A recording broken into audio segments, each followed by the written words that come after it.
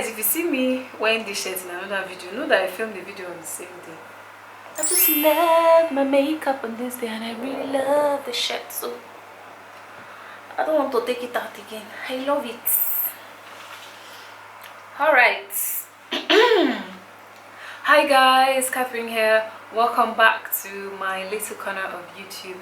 Today is Chit Chat Sunday, and in today's video we'll be talking about something that is very personal to me, and it's long distance relationships. So what kind of inspired me to do this video is that my cousin is getting married next week, so May 2nd and May 4th, and I kind of hooked them up. So I hooked up my friend and my cousin, and now they're getting married. And basically throughout their relationships they were never really close. When she was in Nigeria, he was in the abroad. When he was in the abroad, she's in Nigeria, you know. And somehow they've managed to make it work, and they're getting married next week. And I hooked them up. Oh my gosh, it's amazing. It's amazing. I was just so excited, and I was like, let me come and talk about this and share my own experience, because I know lots of people are in long distance relationship and they're like, oh, how do I make it work? What's gonna happen? I love him, but he's far away. What do I do? Things like that. I just wanted to come and share my own experience. For the sake of this video, that long distance relationship is a very long and tiring word to say, so I might just be saying LDR or LDRs, aka long distance. You get okay. So let's get into the video. You basically know long distance relationship is where two people are in a relationship but they're not in close proximity. So one person can be in one city and the other person in another city, or they can even be in different countries. Okay, so now I can understand why people are very like, no, I can't do it, or I don't want to do it, because there's lots of negativity associated with LDRs, just because people have had not so good experiences with it. Like, people cheat a lot because their partners are not there, they lie a lot, they're deceitful. People are even wanting to be on long distance relationship with people just for like money and things like that, or papers. You get what I mean? So there's lots of negativity associated with LDRs, and I totally understand.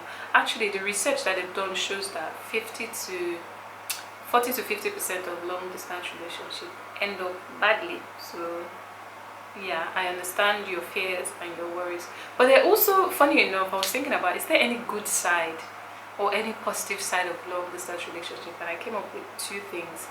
One is that there's this kind of independence that you get. So for example, if you guys were studying in different cities, so you're in college, she's in college, like, you can kind of really focus on your career, on your studies more, because you guys are apart, as opposed to if you guys were close, you're probably like, oh, let's have dinner, oh, let's go and see a movie, oh, let's do this, oh, let's do that. I mean, I just think that that's a positive thing. I'd rather be with the person that I love, but that's a positive thing. You get this kind of independence from not really being together all the time, and you get to do the things that you want to do. Okay, another positive thing I found out is, because you guys are not physically close all the time, you get to love yourselves in a non-physical way. So touching, the physical touch and sex doesn't have to be, it's not like really part of why you love the person, because you love them regardless. You love their character, and other things about them that is not physically related. So that's kind of like a good thing, because some relationships, especially when they're close, it's kind of based off of physical touch or sex, and it's really not the best way to, it's not just the best foundation to have a relationship on. So if you're in a long distance relationship with someone and it's really going great without all the touching and all that, it's amazing. So when you guys finally meet, it's going to be like, woo, fire. Okay, I'm crazy. So anyways, that's like the positives and the negatives of the whole LDR thing. So the main part of this video is just me sharing how, because that's like the question most people ask, how can I make it work? How can I do it? So I'm going to share my own personal experience, how I'm doing it and how it's going so far. Okay, if you're interested in the tips, keep on watching. Tip number one, which is the foundation of everything, is communication. So you guys have to talk, because you're not physically close to deal with things. You have to find a way to communicate all the time. In our generation, it's easy. We have Facebook, we have all kinds of social media, emails, video calls, chats, text messages. There's all these things. Use them to your advantage. Imagine if you were born in those days where they had to write letter and wait for weeks for it to come back. Jesus, I'm not sure I'd be able to do it. But social media and in the internet has kind of made communication very easy, so use that to your advantage. Don't be like too serious, like, okay, tell me how your day went. So when I woke up, I did this, I brushed my teeth, I ate breakfast. And be free. Like if they were here with you, gisting with you, like crack silly jokes, be flirty, be naughty, just spice things up. Don't be dry about the whole communication thing. Like tag yourselves on like social media, for example Instagram. Bae kind of tags me on all these funny things, and it's like a conversation starter. So like you have gist to gist about. Tag yourself on all these social media funny things. It generates gist, so you guys are not like looking for what to talk about or something like that. So just try and keep it spicy and, you know, fun. That's what I would say. And there's one point I have to make is don't be extra clingy, like, oh, you have to talk to me 24 hours a day. Oh, I messaged him, he didn't reply. What is it doing? What is it? Come on, don't be like that. Be free, keep it light, keep it interesting and fun. Okay? Communicate. Talk. Bae and I, we talk every day. Like 100 times a day. We're not tired of talking to ourselves, but do what works for you. If it means setting out a specific time, especially if you're busy or you're working, to talk to your partner, then do that. If it's emails you want to send, do chats, video calls, just chat. What I would say is don't use one particular platform all the time. Like it's always WhatsApp, it's always WhatsApp, it's always WhatsApp, it's always common. Sometimes just send a text message, let them know that you're thinking about them. Send a voice note, you know, things like that. Just kind of spice it up with the whole communication thing. You get it? Okay, next point. Number 2 is to visit each other regularly if you can. Now, this might be harder if you're here and Bae in the abroad. Except you guys really have funds, like to travel very frequently. That might not be the case. At least for my cousin, they had to wait 2 years to see for the first time. But if you guys are in the same country and just in different cities, you can plan towards regular visits. Maybe he comes this time, you come the other time. This one is very important, because like if you guys are not seeing yourselves at all, you need the grace of God to like keep yourselves together. But I'll say plan regular visits, and you can even do a surprise visit. Surprise Bae. I know some people will come for me, because some people have had not so good experiences with trying to surprise people. They get surprised by what they see. But I surprised Bae last year for his birthday, and it was amazing. He couldn't stop shouting. It was just very beautiful to see. But if that's something that you're into, you can surprise Bae. And like the whole visiting thing kind of gives you something to look forward to, so you're not just talking endlessly on the phone and on social media like that. You know that, okay, next month on the 16th I'm going to see them. You know, it kind of makes the whole waiting process easier and bearable if you already know when next you're going to meet the person. Do you get what I'm saying? Then another thing you can do is like you guys can decide to go on a vacation together. It's not every time I come to your house, you come to my house, I come to your house, you come to my house. You can decide, okay, like both of us meet somewhere for like a week, for a holiday, you know, something like that. Just, you know, try and keep it fun and keep it spicy, but there has to be visits of some kind. If not, I fear for you. Okay. Number 3 points. So because LDR is totally based on trust, the foundation for long distance relationship is trust. I would advise you to avoid dangerous situations.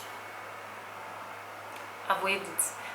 First of all, your partner is not there, and if you're don't like set up yourself for failure.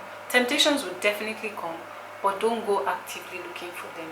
You know that that guy in your office has been eyeing you, doing you like this, then you decide to go out on dinner with him. For me, oh, it's office dinner, it's work dinner. Or you go to club with some friends that you're not really sure about, and you know that when you drink 1 or 2 shots, you cannot handle yourself. Don't set yourself up for failure. Don't do those kind of things, because it makes your partner now feel like they can't really trust you. Maybe they are calling you something and your phone is not picking. Your phone is not picking. Chima! Sha, don't give your partner a reason to be suspicious about you. That's not really good, because if they were physically here, you can say, oh, don't worry, you can really assure them, but over the phone it's not very, and it's not an easy thing to do. So don't set up yourself for failure. Avoid all these situations that can get you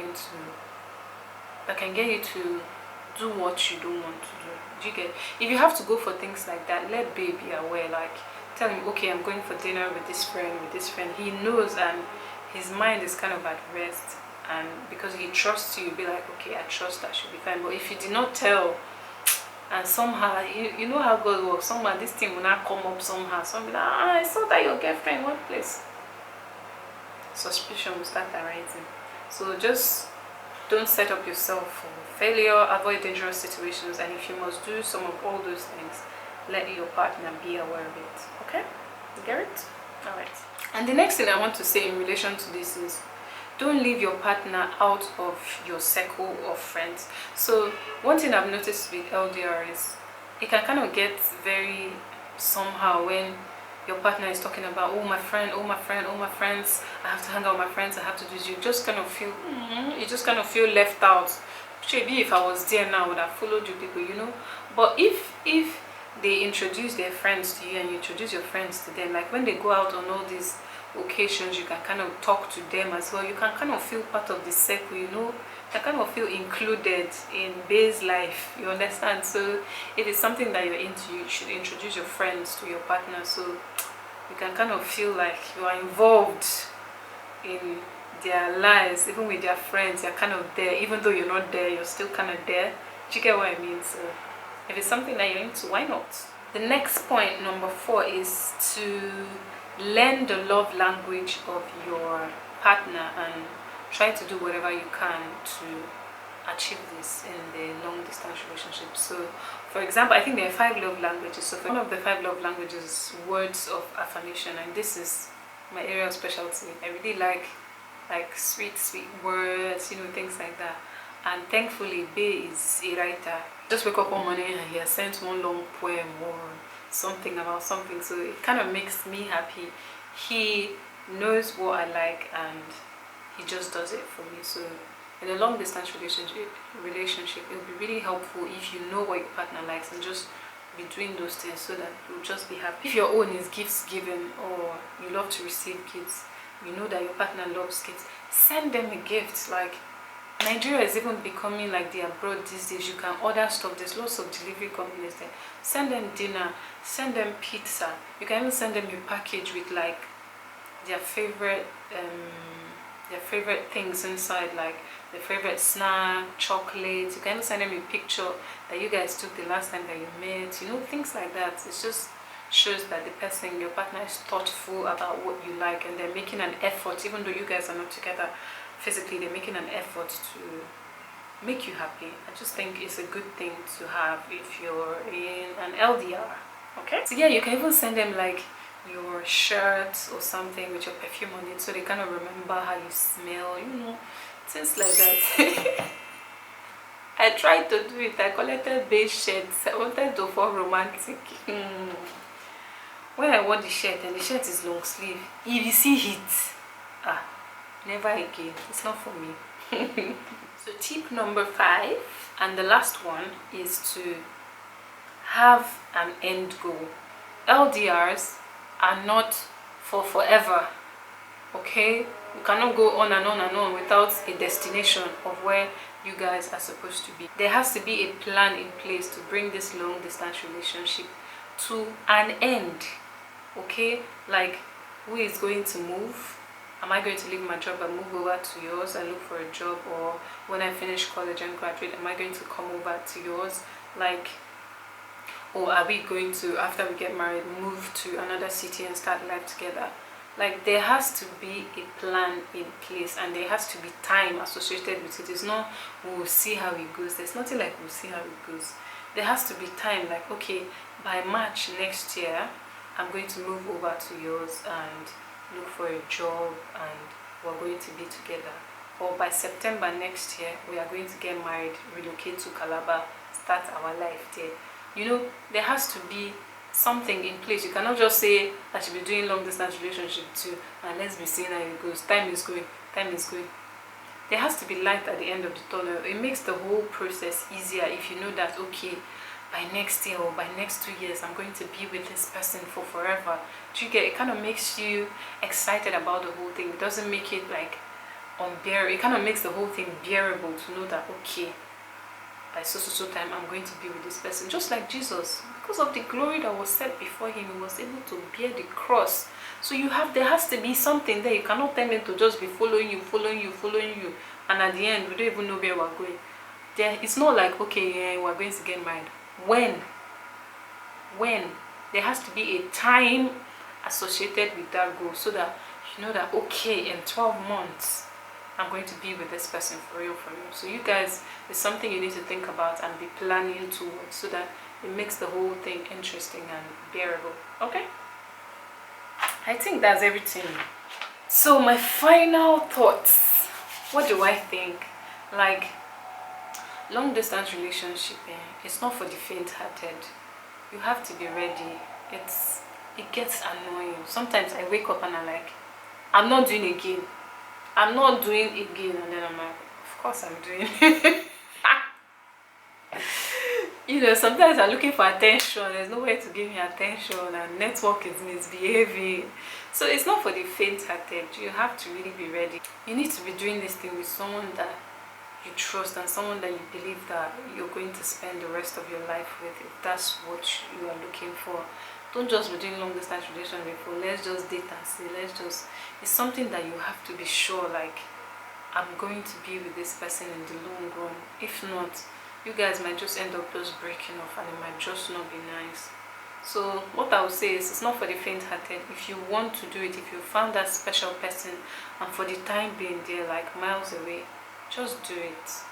Think about the rest of your lives that you're going to spend together. You're going to throw that away and be with someone that is messing up close to you just because they are close to you. No, just try, and just, you know, with the tips that I've given you, hopefully it can make it bearable and easier for you. But right off the back, if someone asked me, I would say no. I wouldn't want to do that. And think about it, like, if you're a Christian, it's even better for you. You know, the further you are away from each other, the less you're likely to do things that you don't want to do and regret later. So, you know. So yeah, for all those out there in long distance relationships, I'm praying for you. I wish you all the love, and I wish you all the best, and I pray that we all end up like my cousin that is getting married next week. Okay, so yeah, let me know if this video was really helpful. If you think like someone else, a friend or a sister or anyone would benefit from this video, please share to them. If you have any tips that I haven't shared, please leave it in the comment section. And don't forget to like this video, don't forget to subscribe to my channel, turn on post notifications so you get notified anytime I post a new video. So yeah, that's really all for today's chit chat video with Catherine. Is that what we're calling it now? Yeah, I think it's nice. Chit chat with Catherine. Chit chat with Cat. I don't know, but thanks so much for stopping by my channel, and I'll see you guys in my next video. Bye.